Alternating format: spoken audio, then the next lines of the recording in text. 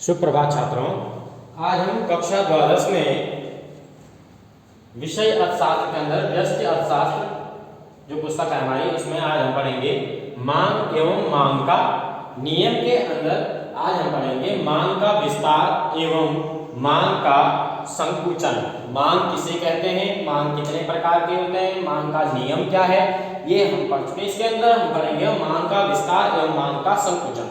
मांग का विस्तार किसे कहते हैं? मांग का विस्तार वह है यानी कि जब अन्य बातें समान होने पर, अन्य बातें समान होने पर, हमने कल भी चर्चा की थी, अन्य बातें समान होने का तात्पर्य क्या है, अर्थात उपभोक्ता की रुचि हो गई, उपभोक्ता की फैशन हो गई, उपभोक्ता की आय हो गई, भविष्य में किसी वस्तु की कीमत में परिवर्तन होना या वस्तु की कीमत में वृद्धि होना या कमी होना, ये तात्पर्य है अन्य बातें समान रहने पर। जब वस्तु की कीमत में कमी होती है, वस्तु की कीमत में कमी होती है, तो कीमत में कमी होने के साथ साथ वस्तु की मांग में क्या होता है, वृद्धि हो जाती है।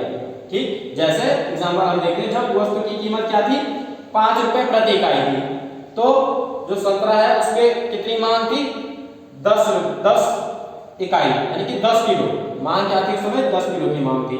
जब रुपए 5 रुपए के हिसाब से थी, जब कितना था 5 रुपए, तो यहाँ मांग कितनी थी 10 KG.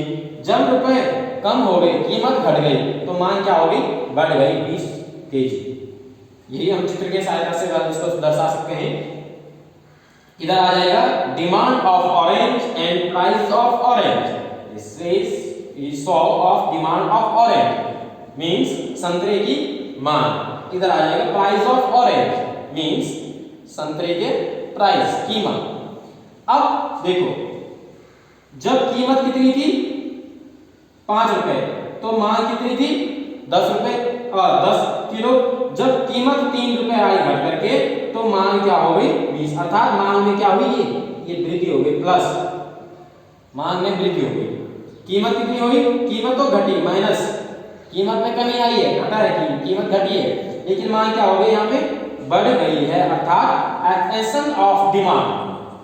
Extension of demand means मांग में विस्तार। ठीक, इसी प्रकार आता है मांग में संकुचन। किसे कहते हैं मांग में संकुचन? मांग में संकुचन का तात्पर्य है जब अन्य बातें समान हो, अन्य बातें समान रहने पर जब कीमत में क्या होती है, वृद्धि होती है, तो मांग में कमी हो जाती है। यहाँ क्या है विस्तार में, कि जब कीमत में कमी होती है तो मांग में विस्तार हो गया।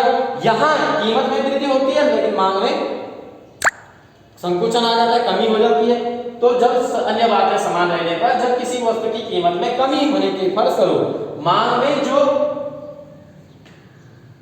होने वाली जो कमी है या वो क्या कहलाती है, संकुचन कहलाती है मांग में।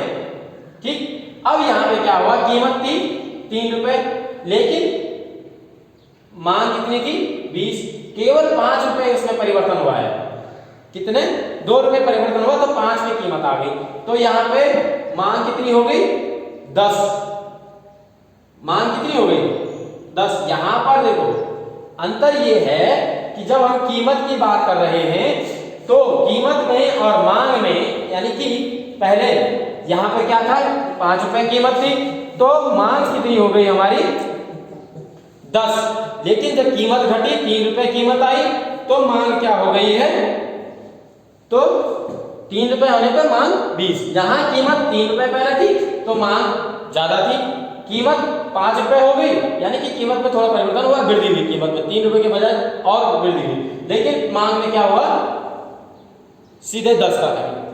जिस तरह से उसका ठीक विलोम यहाँ, इसी को हम चित्र के माध्यम से, यानी कि इस तरह हम price of orange and demand of orange, यहाँ कीमत में क्या हुई, वृद्धि हुई है, 3 से 5 रुपए हुआ है, अर्थात 2 रुपए वृद्धि हुई, लेकिन मांग में क्या हो गई 20 से नीचे, यानी कि कमी हुई है। यहाँ पे क्या हुई है, कमी। तो ये माइनस आ गया, ये प्लस आ गया, अर्थात यहाँ क्या हुआ है, ये डिमांड ऑफ ऑरेंज, मांग क्या हुई है ऑरेंज की, कम हुई है, अर्थात कॉन्स्टेंट ऑफ डिमांड मींस मांग का संकुचन यहाँ पर हुआ है।